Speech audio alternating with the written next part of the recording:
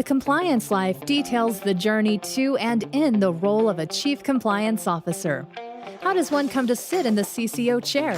What are some of the skills a CCO needs to successfully navigate the compliance waters in any company? What are some of the top challenges CCOs have faced, and how did they meet them? These questions and many others will be explored in this new podcast series.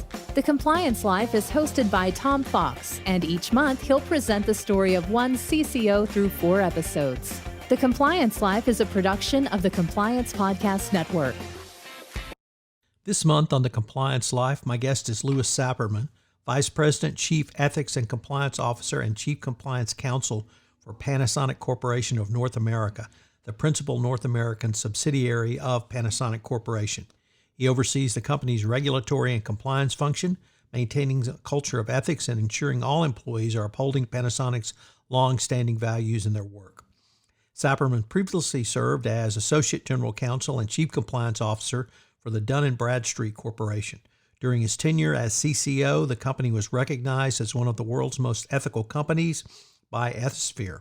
Prior to moving in-house, he worked in private practice with several law firms, including Wilmer Cutler, Pickering, Hale & Dorr, and Buchanan Ingersoll. Throughout his career, Sapirman has been recognized for his work. In both 2015 and 2016, Ethisphere Institute named him to their list of attorneys who matter in compliance and ethics, and in 2010, he was named International Employment Lawyer of the Year by the Association of Corporate Counsel. The topics we explore this month include, in Episode 1, the personal and professional journey of a CCO. In Episode 2, qualities of the successful CECO. In Episode 3, how communication can be used as a driver of culture. And in Episode 4, Sapirman looks at his crystal ball, where the profession is going into the 2020s and beyond. It's a great series, and I know you will enjoy it. The Compliance Life is a production of the Compliance Podcast Network. Hello, everyone. Welcome back to part 2 of our 4-part series this month with Louis Sapirman on The Compliance Life. Louis, first of all, welcome back. Oh, thank you very much, Tom. Happy to be here. Louis, in this episode, I wanted to explore with you, what do you see as some of the qualities of a successful CECO, Chief Ethics and Compliance Officer? What are key leadership attributes from the Louis Sapirman School of CECOs? So I want to start by saying the key leadership attribute for being successful is having a great team. You can have a lot of personal attributes and you need them, but boy, putting a great team together, I would say, is one of the number one things you can do to be successful. I've been very lucky, frankly, to have put 2 fabulous teams together at Dun & Bradstreet first, and now at Panasonic North America. Ultimately, I don't see my own success. I see their success as my success. So that's number one on my list. But if you focus more on the personal, on what it is that I need or what it is that I bring to the table that I think makes me successful and could make others successful in the CECO position, I would start with communication skills. For me, my ability to do public speaking and training was probably the single leadership attribute that made me most successful early on, because I was able to connect to people, large groups of people, oftentimes. And those connections, those personal connections with people, can make all the difference when it comes to how you as a CECO are viewed and how ultimately your function is viewed from a trust standpoint. So I would absolutely start with great communication first. I think after that, it's a matter of leadership and how you lead. For me, what has always worked is servant leadership, a view of leadership where your success is linked solely to the success of those around you. whether it be your team members, your business partners, your clients and customers, even the third parties you work with. You, as a CECO, if rather than seeing your own goals as being what it is you need to achieve, it's actually look at everybody else's goals around you and how is it that you can make sure that they do wildly better than they ever thought they could. That's always been the driver for me. I love it when one of my team members gets a great promotion or gets accolades because of the amazing things they're doing. That, frankly, to me, is the way I like to view my own success. And that type of leadership, if you can bring that to the table as a chief ethics and compliance officer, all of a sudden you move from being seen as the police officer of an organization to being an essential business partner. And so I would say that quality of servant leadership, the capability of using that is amazing. And that pushes me into the next one, which I received one of the greatest compliments of my career from a leader at Dun & Bradstreet years ago. He was the leader of comp and benefits at the time, and I was helping with some comp and benefits work.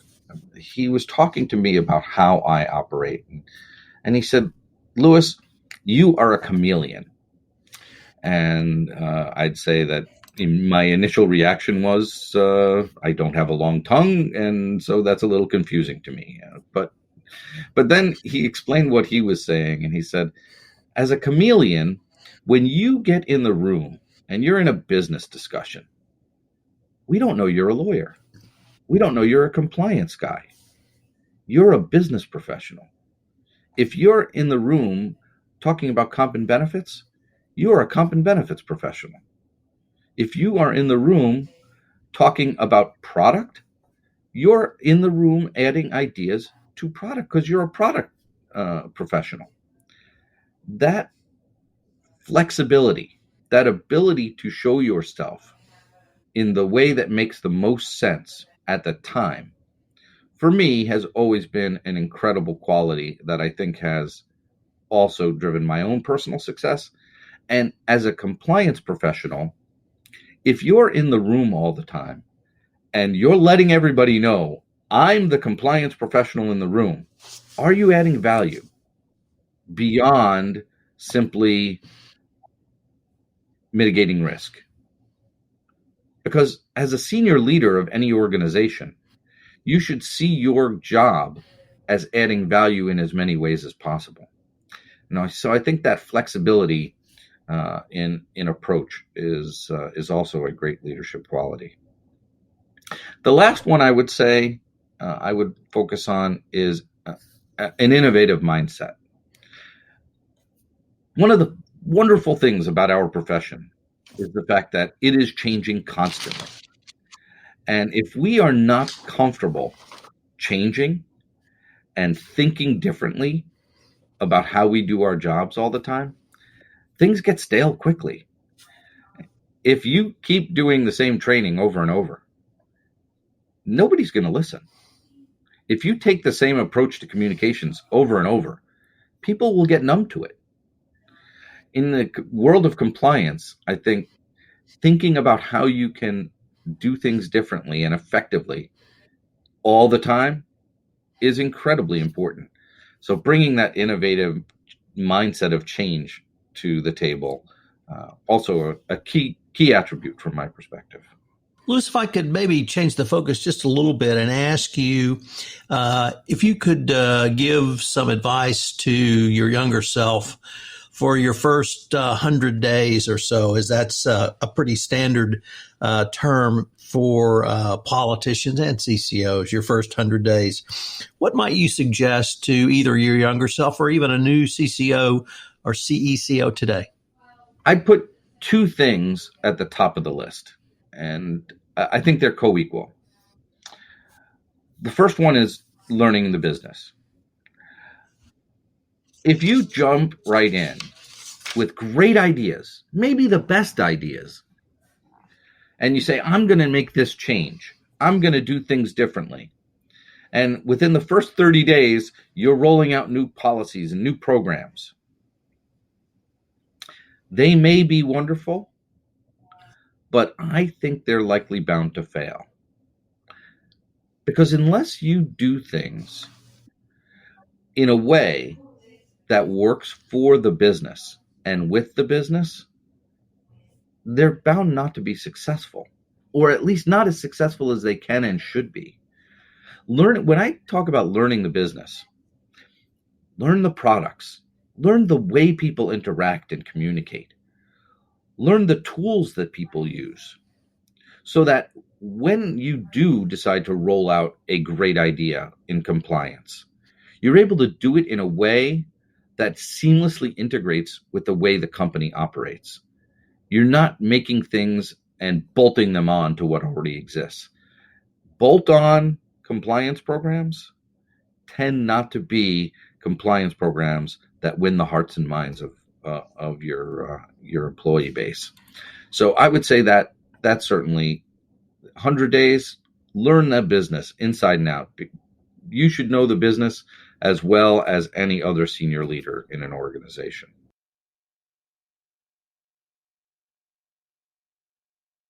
Keys, but I think it could work for most. Well, Louis, unfortunately, we are near the end of our time for this episode, but I hope our listeners will join us for our next episode where we take a look at communication as a driver of culture. I look forward to continuing the conversation. Likewise. Thank you, Tom. Hello, everyone. This is Tom Fox. Thank you again for listening to this episode of The Compliance Life. I hope you will join me again next week where I take up another episode in The Compliance Life. The Compliance Life is a production of the Compliance Podcast Network. If you would like to be featured on The Compliance Life, please give me an email at tfox@tfoxlaw.com. Also, if you like this series, please give us a rating on iTunes. Any review and rating would definitely help get the word out about the latest addition to the Compliance Podcast Network. Thanks again.